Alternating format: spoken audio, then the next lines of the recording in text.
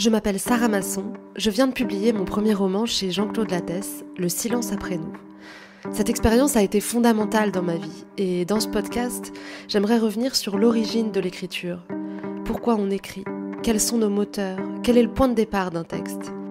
Tous les 15 jours, j'interrogerai un romancier ou une romancière de chez Lattès pour dialoguer sur cette question, l'envie d'écrire. Je me suis de nombreuses fois interrogée sur l'origine de l'écriture chez moi.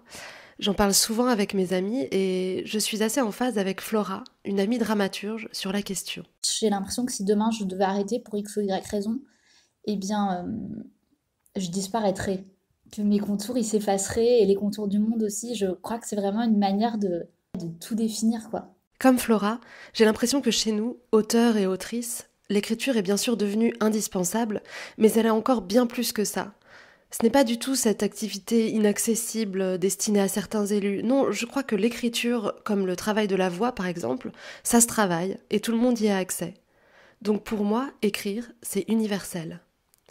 Mon ami Alex, qui tient une revue littéraire à Toulouse, va même plus loin que ça. Au début, quand même, l'écriture, c'est un truc de flemmard. Parce que, à la base, il y avait juste cette conscience et ce truc que tu sens qui te dit « Ah oui, ok, il y a quelque chose que je dois faire parce que ça ne suffit pas de tout ce qui m'entoure. Et donc, j'ai quelque chose que je dois exprimer. Et puis, au bout d'un moment, il y a une histoire et on récupère ceux qui sont passés avant nous. On prend conscience que c'est une histoire. Et il y a, voilà, tu récupères... je sais pas, le premier manifeste du surréalisme, il y a un truc qu'il faut garder de l'enfance. Ensuite, l'autre amont. Et ensuite, il y a Char. Et ensuite, cette question, est-ce que je dois avoir vécu ce que j'écris, ce que je suis en train d'écrire ? Et ensuite, tu débarques sur Faulkner. Et ensuite, tu te rends compte que ce qui est important, c'est qu'il y a un lecteur. À quel moment le truc de flemmard devient nécessaire ?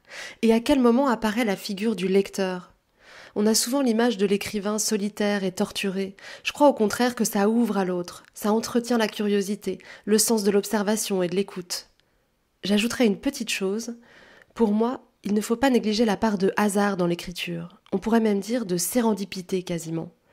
On écrit telle phrase, tel rebondissement parce qu'on a croisé telle personne, qu'on a vu tel film, qu'on a entendu parler de telle anecdote. Un mois plus tard, on n'aurait sans doute pas écrit la même chose. Mon roman, Le silence après nous, est donc arrivé dans ma vie au détour d'une conversation avec ma marraine, qui a connu il y a 40 ans un accident de voiture très grave et qui m'a raconté sa période de rééducation. Et c'est ensuite, en s'appuyant sur ce témoignage, que j'ai construit une histoire de fratrie. Le lien fraternel m'a toujours interrogée, fascinée, et j'ai voulu à travers cette histoire rendre aussi hommage à mes frères et sœurs. Et on arrive donc au grand secret de l'écriture, qui n'en est pas un, je vous le cache pas, c'est que c'est une expérience intime. Et je pense que les auteurs que nous interrogerons dans ce podcast ne me contrediront pas en la matière. Ou peut-être que si. Mais alors, il faudra me le prouver. Rendez-vous donc ce vendredi pour un premier épisode de Paroles d'écrivain.